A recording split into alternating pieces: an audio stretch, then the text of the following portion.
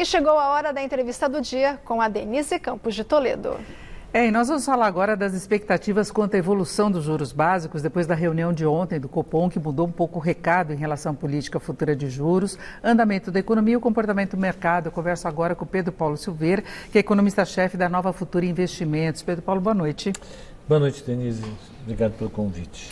Bem, ontem o Copom mudou um pouquinho o recado, né? Ele tirou aquela orientação para manutenção de juros muito baixos, o mercado até esperava isso, mas teve uma certa reação hoje, né? Eu acho que essa mudança do Banco Central não me agradou muito, vou ser muito franco. Existe uma regra clara do Banco Central para ele tomar a decisão, só que apesar de ser muito clara, ela dá espaço para o Banco Central interpretar a regra e utilizá-la da maneira como ele bem entender. É mais ou menos como o juiz das cortes dentro da lei. Então, o Banco Central já havia sinalizado que ia manter a taxa de juros muito baixa durante muito tempo, e essa sinalização a gente chama de forward guidance, e isso havia ficado nos comunicados do Banco Central nas últimas reuniões. E agora ele retirou esse comunicado. E quando ele retira esse comunicado, ele passa a sensação clara de que ele pode subir a taxa de juros, inclusive na próxima reunião. O problema é que, apesar de nós termos um IGPM muito forte, que está reajustando aluguéis de maneira pouquíssimo patriótica, isso sim é pouco patriótico, de estar arrebentando com orçamentos familiares, de estar trazendo problemas, esse IGPM pode jogar a inflação de 2021 um pouco para cima. Mas apesar disso, o nível de ociosidade da economia, o desemprego e a falta de ocupação das indústrias e do comércio é muito grande. A economia vai crescer muito pouco e se a Covid-19 recrudescer, piorar, como parece que está piorando, isso deve se agravar ainda mais. Então, o Banco Central, na minha opinião, ele tomou uma atitude precipitada, ele seguiu uma pressão natural do mercado, o mercado estava pressionando muito para ele retirar isso e sinalizar o aumento da taxa de juros, porque o mercado interpreta que a taxa Selic está muito baixa, e com isso ele pode agregar um pouco de ruído na comunicação. Isso agora, não necessariamente vai ser na próxima reunião, ele vai avaliar o cenário a partir de agora, sem esse compromisso de manter os juros. Agora, eu queria comentar uma visão diferente que a gente tem de parte dos analistas do mercado, que atribuem a parte da pressão inflacionária ao fato de os juros estarem baixos, não é, desde o ano passado, porque quando caiu para o nível dos 2% ao ano, a projeção de inflação era abaixo do piso da meta, e de repente ficou acima de 4% o fechamento do IPCA. Então, no varejo também tem uma pressão, né? E que não seria compatível com esse quadro que nós temos de um desequilíbrio muito forte de contas públicas, o fator risco teria colaborado para a alta do dólar. Como é que você vê essa análise? Eu acho bacana, eu acho que todo mundo tem que se preocupar com bastante coisa. O Banco Central tem que se preocupar com duas coisas, com inflação e com o que a gente chama de ato do produto, né? Apesar da inflação ter subido bastante no ano passado, ter subido acima de 4,5%, que era a meta do Banco Central agora para 2021, o hiato do produto, que é a outra parte da regra, está muito forte. A gente vai ter um desemprego muito elevado esse ano, a gente vai ter uma contração do PIB no primeiro trimestre. A maior parte desses críticos não leva em consideração que o PIB vai cair no primeiro trimestre desse ano, porque acreditam que o PIB vai subir.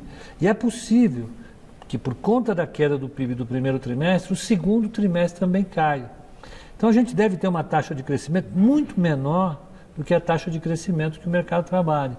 Por isso é que eu digo, quando o mercado começar a verificar os dados, aí nesse momento contemporâneos, indicando o desemprego subindo, né, o nível de atividade caindo, as empresas fechando, eu acho que o mercado vai ficar olhando para trás e falando, ops, talvez a decisão tenha sido errada. E quando você acrescenta esse ruído na comunicação do Banco Central, você acrescenta risco e isso acaba influenciando ainda mais negativamente a atividade econômica. Agora, entra uma outra questão também que está sendo muito discutida, que é a possibilidade de volta de algum estímulo por parte do governo, especialmente auxílio emergencial, que não chegaria aos R$600, que depois se comprovou que foi acima do que seria necessário para dar o suporte financeiro, pelo menos temporariamente, enquanto se tenta reduzir os números da pandemia.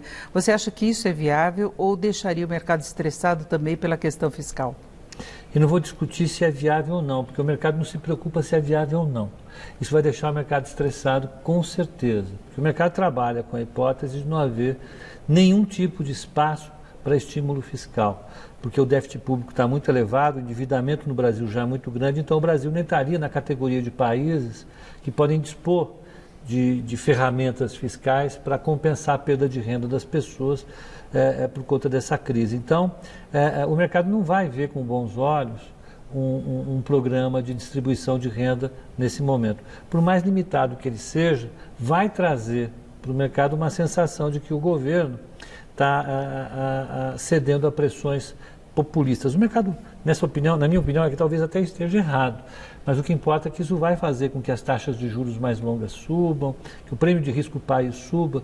Isso pode trazer um pouco de ruído nas próximas semanas. E aí vem mais pressão em cima do Banco Central por causa dos juros básicos também. Aí acontece exatamente isso. Como o Banco Central vai ver a taxa de câmbio subindo, ou seja, o dólar vai subir, e isso vai pressionar de novo a sensação de inflação que as pessoas têm, alguns preços vão subir, o Banco Central vai perder espaço, aí sim, né? Um espaço que ele precisa para ele fazer o papel dele, que é jogar o juro para baixo e estimular a economia na outra ponta.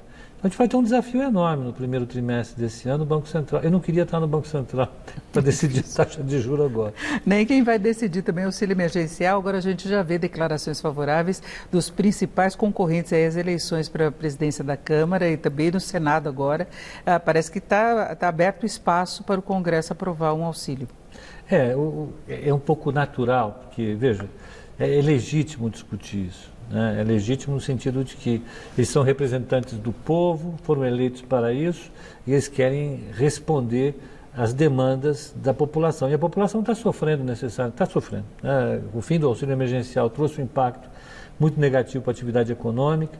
A gente está vendo os dados da pandemia recrudescendo no mundo todo e também no Brasil. Isso já coloca a possibilidade imediata de fechamento de novas cidades. Parece que São Paulo vai retroagir. O estado, pelo menos. Né? Eu ouvi dizer agora, me falaram aqui que até a capital vai para o vermelho também. Se for, é uma situação drástica. Então, isso vai tornar ainda mais, vamos dizer assim, intenso o apelo que os parlamentares vão ter para fazer um novo pacote fiscal. Isso vai tornar a vida do Banco Central ainda mais complicada. Agora tem margem para cortar despesa em outras áreas, né? Que há muito tempo o Congresso está deixando isso de lado, o próprio governo não fez o esforço necessário, tinha reforma administrativa, tinha muita coisa a ser feita para dar um espaço para esse auxílio, né? Nós estamos entrando já no terceiro ano do governo. O governo tinha uma agenda de transformação gigantesca. Ele conseguiu entregar uma parte só dessa agenda. Estou dizendo na economia, em outros lugares ele conseguiu entregar bastante coisa, ainda que coisas negativas, me parece. Então, ele conseguiu entregar só a reforma previdenciária e foi graças a um esforço enorme de todo o Congresso. Agora, ele precisaria entregar uma outra coisa, talvez uma privatização para dar espaço a tudo isso, talvez mas a reforma administrativa que eles têm sinalizado para a gente é uma reforma administrativa que tem pouco efeito prático, porque não traz a boa parte do que a gente precisa para a economia fiscal. E, por outro lado, a reforma tributária que eles têm é uma reforma tributária que, na cabeça do Paulo Guedes, vai tirar a desoneração de um lado, eliminando uma receita enorme da Previdência, criando um buraco gigantesco, que na cabeça dele vai ser coberto com a criação de uma CPMF. Então, a gente não tem um cenário bastante claro desse ponto de vista. Isso se reflete no fato do Brasil ser, ter sido no ano passado o país que teve a maior desvalorização de taxa de câmbio, né, de sua moeda, em comparação com os outros países emergentes, perdeu só para a Turquia. E esse ano está de novo embalado nessa discussão com a Bolsa caindo. Porque até começou a cair, né? Acompanhou muito o movimento internacional de aumento de liquidez, de juros baixos. Nós tivemos uma fase de Bolsa em alta, uma recuperação rápida, o dólar em queda, né? Inclusive se chegou a falar, vai chegar a faixa dos 5, vai romper, e de repente mudou de novo. Né? Junta tudo isso que nós estamos discutindo, junta a questão de uma falta de clareza em relação à política monetária, a falta de clareza em relação à dinâmica fiscal, uma falta de clareza em relação às reformas e, por fim, coroando tudo isso, esse cenário como um todo, uma falta absoluta de clareza em relação ao projeto de vacinação da população brasileira, que afeta demais as expectativas de crescimento. Se você observar os países que têm uma curva de recuperação melhor, os preços que estão sendo praticados pelo mercado, os países são aqueles que têm os planos de vacinação mais efetivos. Os países que não têm, como nós, estão sofrendo e vão continuar sofrendo porque o mercado não sabe até que ponto a gente vai conseguir ficar com a economia aberta e por quanto tempo. Ontem e hoje a gente teve um descolamento do mercado internacional muito relacionado a essas dúvidas quanto aos insumos para vacinas, né? Porque isso coloca em risco a campanha toda de vacinação, todo o cronograma, e aí a pandemia pode ganhar mais espaço, né? Sim, eu acho que teve uma informação que foi divulgada hoje pela imprensa americana, que os técnicos do governo, do novo governo, chegaram aos órgãos e perceberam que não havia plano nenhum de vacinação. Então, o plano de vacinação do governo anterior era zero, estava muito mal elaborado. A impressão que eu tenho é que o nosso plano de vacinação está num patamar concorrente a esse, ao menos no plano a nível nacional.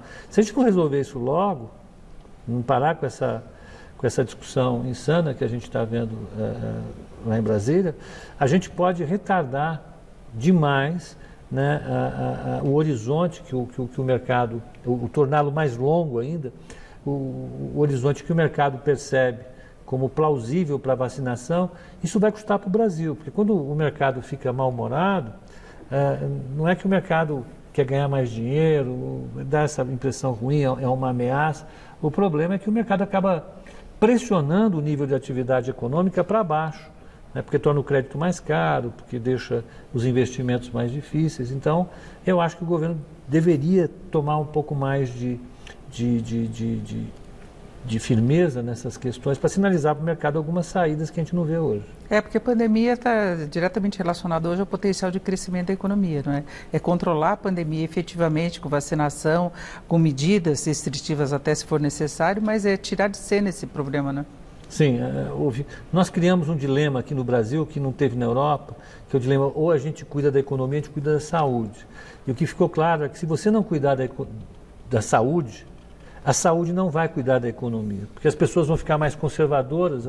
Existe uma parcela da população que acredita que a doença existe, acredita que a doença é perigosa e toma decisões em relação a isso, toma uma decisão mais conservadora em relação aos seus hábitos sociais, aos seus hábitos de consumo. Isso faz a economia desacelerar. Então, por mais que o governo queira incentivar a economia e dizer que não é para se preocupar tanto com a Covid-19, a parcela da população que se preocupa puxa a economia para trás novamente. Eu, infelizmente, sou um daqueles que fica com receio de ficar doente, me restringe as minhas atitudes sociais. E os números mostram que é isso, para se preocupar mesmo, né? Exatamente. Então é isso. Conversei aqui com o Pedro Paulo Silveira, que é economista-chefe da Nova Futura Investimentos. Pedro Paulo, muito obrigado. Boa noite. Boa noite a todos. Luciano.